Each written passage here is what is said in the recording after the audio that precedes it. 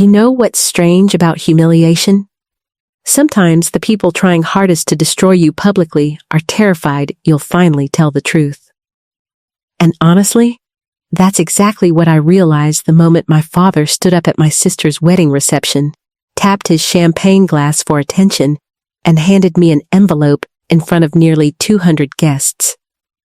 At first, I thought maybe it was some awkward speech, some fake peace offering. But the second I opened it and saw the words formal disownment notice, my stomach dropped. Right there, in the middle of the wedding. My father had decided to erase me publicly. And honestly, the worst part wasn't even him. It was the silence afterward. Nobody moved. Nobody defended me. Not my sister, not my relatives, not even my mother. People just watched. Like they were waiting to see if I'd finally break apart in front of everyone. But what nobody in that ballroom knew was this. Inside my jacket was a legal file I'd spent 8 months preparing quietly. And by the time that wedding ended, the same people applauding my father were staring at him like they'd never known him at all. Now trust me, the legal file changed everything. But before I tell you what was inside it, you need to understand how things in my family became toxic long before that wedding ever happened. Because moments like that don't appear out of nowhere. They build slowly through years of favoritism, control, manipulation, and emotional conditioning. My father cared about one thing more than anything else: reputation. Image. Status. Everything in our household revolved around appearances. Perfect family photos. Perfect social image. Perfect successful children. And unfortunately, I stopped fitting into that image years earlier. Now my younger sister Vanessa was always the favorite.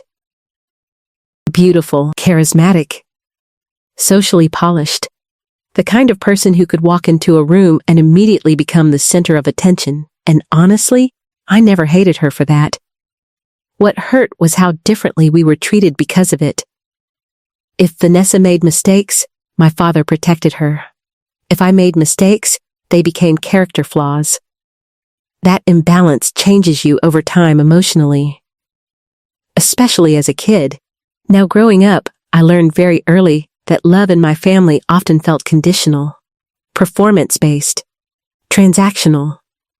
You earned approval by reflecting well on the family publicly. And honestly, that pressure nearly destroyed my confidence for years. Now, one thing that genuinely saved me mentally during that time was fitness. The gym became the only environment where effort actually mattered more than image. Weights didn't care about popularity. Discipline mattered. Consistency mattered. And slowly, training changed my mindset completely. I stopped chasing validation constantly, stopped trying to compete emotionally inside my family. Instead, I focused on building myself quietly, physically, mentally, emotionally.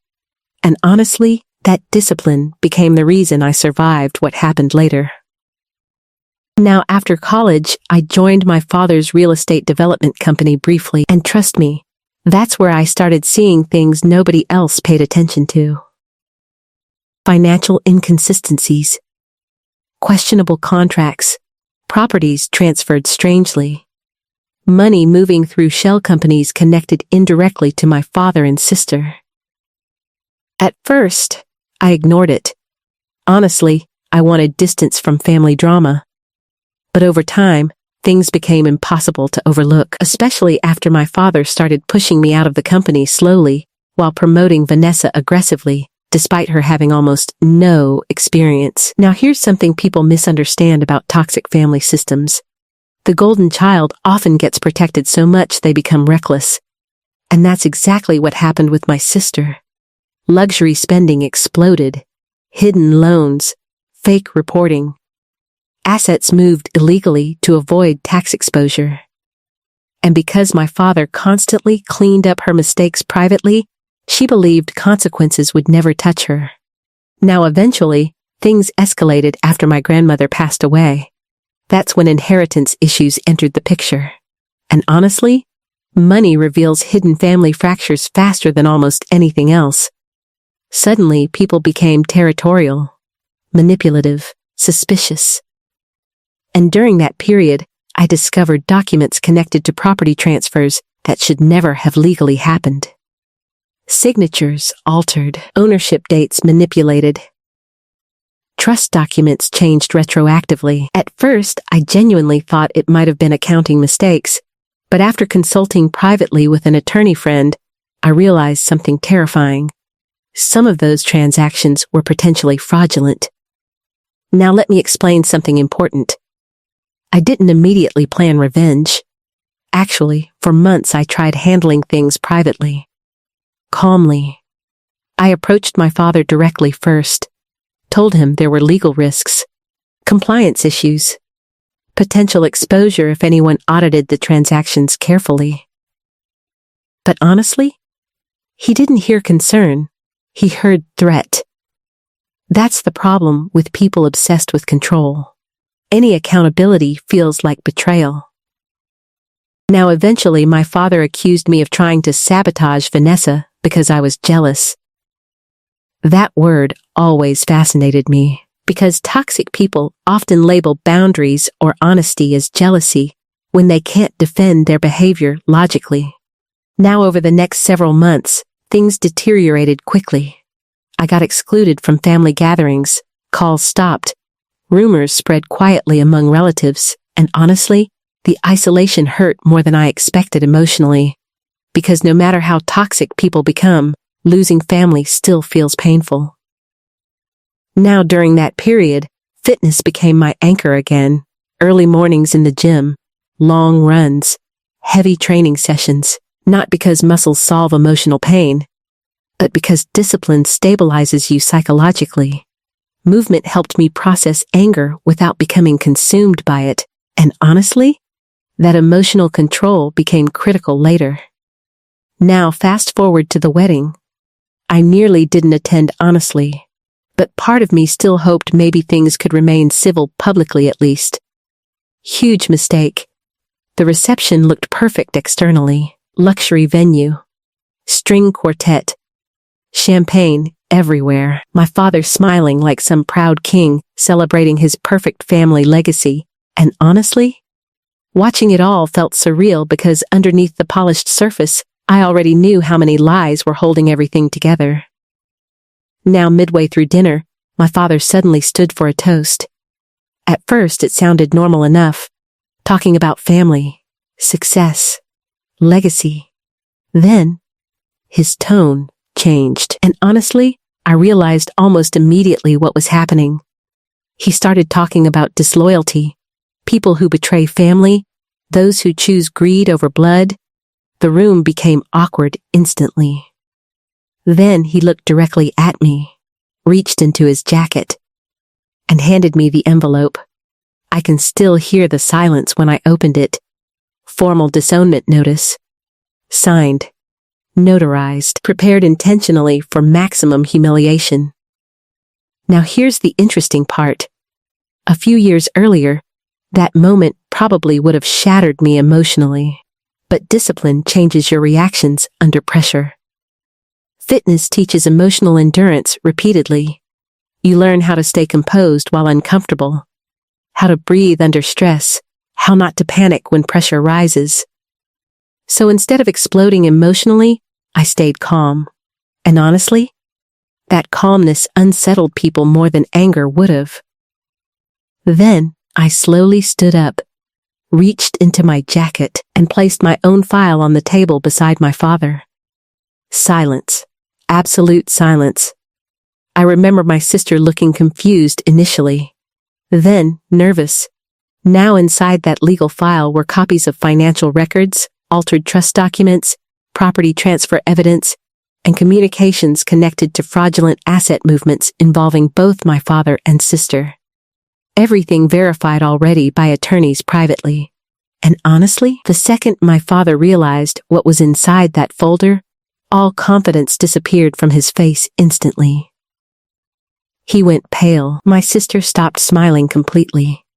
And suddenly, the entire room shifted emotionally. Now I didn't scream, didn't insult anyone. I simply said quietly, "If you want to publicly discuss betrayal tonight, let's discuss all of it." Honestly, you could feel panic spreading through the room immediately afterward. Because deep down, people usually know when they've crossed lines morally. Now my father tried regaining control quickly, accused me of causing drama, claimed the documents were misunderstandings.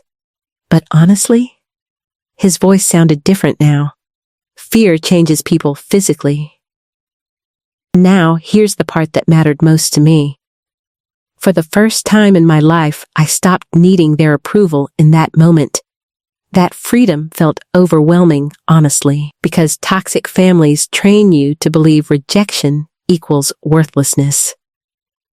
But it doesn't.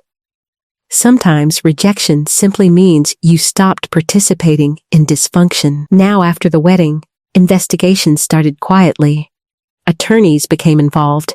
Financial audits followed. And eventually several illegal transfers were reversed through court intervention. Now people always ask me if exposing everything felt satisfying. Honestly, not really. Sad more than anything, because despite everything, part of me still wished my father had chosen accountability before destruction became unavoidable. But some people protect image until reality forces collapse. Now, months later, my father contacted me privately for the first time since the wedding. And honestly, he sounded older somehow, smaller emotionally. He asked one question quietly. "Why didn't you just stay silent?" That question told me everything. Because even then, he still viewed silence as loyalty. But real loyalty isn't protecting harmful behavior endlessly. Real loyalty sometimes means refusing to enable destruction. That applies in health too, honestly. Ignoring problems doesn't heal them. Avoidance creates bigger damage later, whether it's your body, your mindset, or your relationships. Now today, my relationship with my family remains complicated. Some things never fully return to what they were. But honestly, I finally understand something important. Peace doesn't come from winning against toxic people. It comes from no longer abandoning yourself emotionally just to keep others comfortable. And fitness helped teach me that long before life did. Discipline builds self-respect. Consistency builds confidence. And eventually, that internal strength protects you during moments where everything around you feels unstable. So if you're listening right now while feeling rejected, humiliated, or emotionally crushed by people who should support you most, hear me carefully. You are not weak for protecting your truth. You are not selfish for setting boundaries. And sometimes the strongest thing you can do is remain calm while the people trying to break you reveal themselves publicly.